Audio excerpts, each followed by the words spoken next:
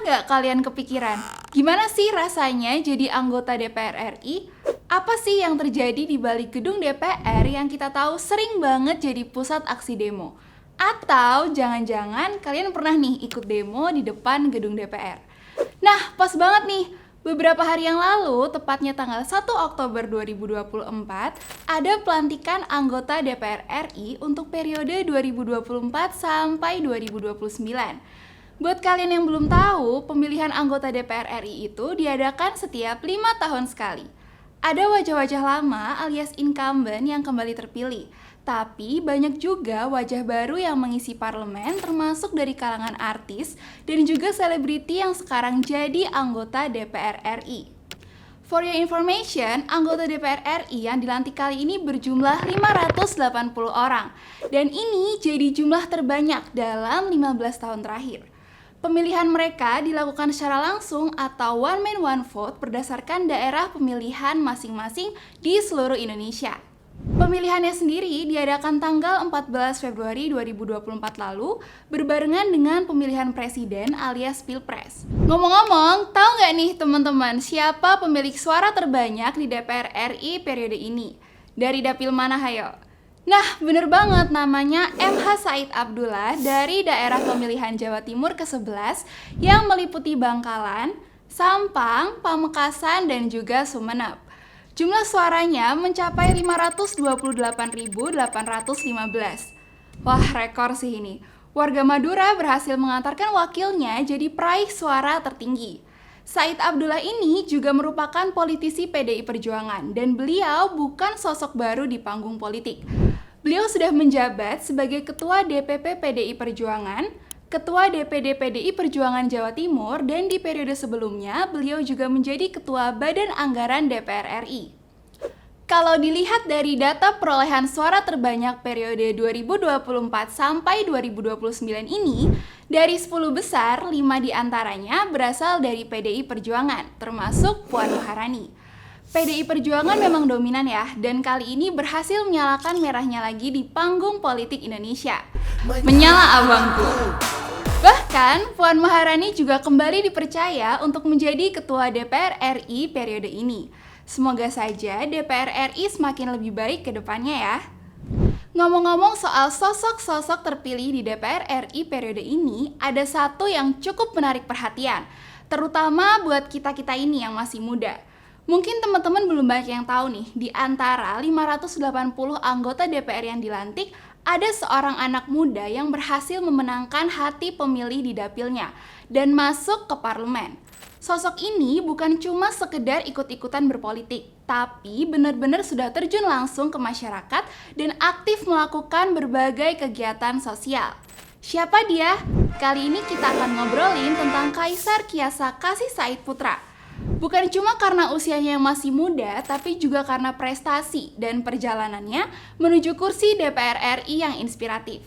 Kaisar berhasil mengalahkan nama-nama besar di daerah pemilihannya dan membuktikan bahwa anak muda juga punya tempat dan bisa berkontribusi di dunia politik.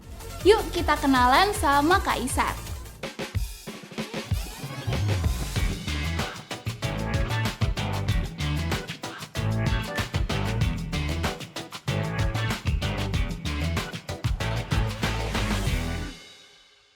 Kaisar Kiasa Kasih Said Putra adalah pendatang baru di DPR RI dari Partai Demokrasi Indonesia Perjuangan alias PDIP. Dia terpilih dari Dapil Jawa Tengah 8 yang mencakup Banyumas dan juga Cilacap. Yang bikin keren, Kaisar ini mampu mengalahkan nama-nama besar di dapilnya, seperti mantan Bupati Banyumas, Ahmad Hussein, dan juga mantan Bupati Klaten, Sunarna. Gak tanggung-tanggung, Kaisar juga berhasil meraih 132.872 suara. Jumlah suara ini menempatkannya sebagai caleg DPR RI dari PDI Perjuangan dengan suara tertinggi di dapil tersebut. Sebelum menjadi anggota DPR, Kaisar bukan sosok yang asing dengan dunia politik. Dia sudah menjabat sebagai Bendahara Umum Dewan Pimpinan Pusat Banteng Muda Indonesia atau DPP BMI. Periode 2021 sampai 2024. Buat kalian yang belum tahu, Banteng Muda Indonesia ini adalah organisasi sayap kepemudaan dari PDI Perjuangan. Dari situ, Kaisar banyak belajar tentang bagaimana politik bekerja dan bagaimana menggerakkan organisasi dengan fokus pada kepentingan rakyat. Salah satu kegiatan Kaisar di BMI yaitu memperjuangkan nilai-nilai inklusivitas, seperti adanya pelatihan barista bagi penyandang disabilitas pada tahun Kita bisa membuat 2022. kopi atau bisnis kopi. Perjalanan Kaisar menuju kursi DPR bukanlah jalan yang mudah. Keberpihakannya pada wong cilik tak perlu diragukan. Ia langsung turun ke bawah menyerap aspirasi hingga menyalurkan bantuan pupuk kepada petani di Cilacap. Tak hanya itu, Kaisar bahkan punya komitmen agar pelayanan kesehatan masyarakat semakin baik.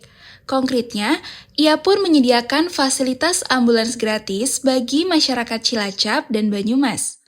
Konkret hadir di tengah masyarakat untuk integritas kesehatan yang ada di masyarakat Cilacap. Dengan adanya ambulans ini, semoga keselamatan yang ada di Cilacap direstui dan juga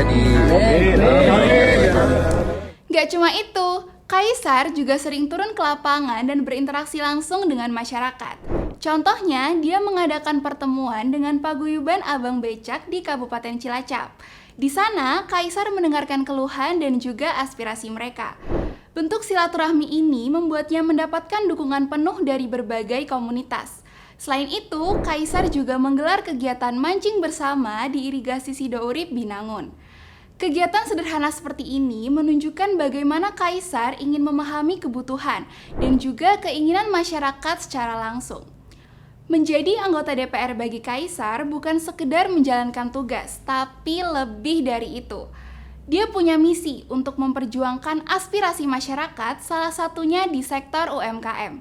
Kaisar percaya bahwa gotong royong dan kolaborasi adalah kunci untuk mendorong UMKM di Kabupaten Cilacap untuk naik kelas dan bahkan bisa go internasional.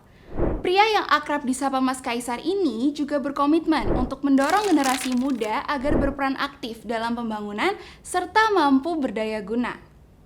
Para generasi milenial dan Gen Z di Cilacap harus mampu mengolah peluang dan juga meningkatkan kreativitas dalam mengaplikasikan ekonomi digital dengan maksimal.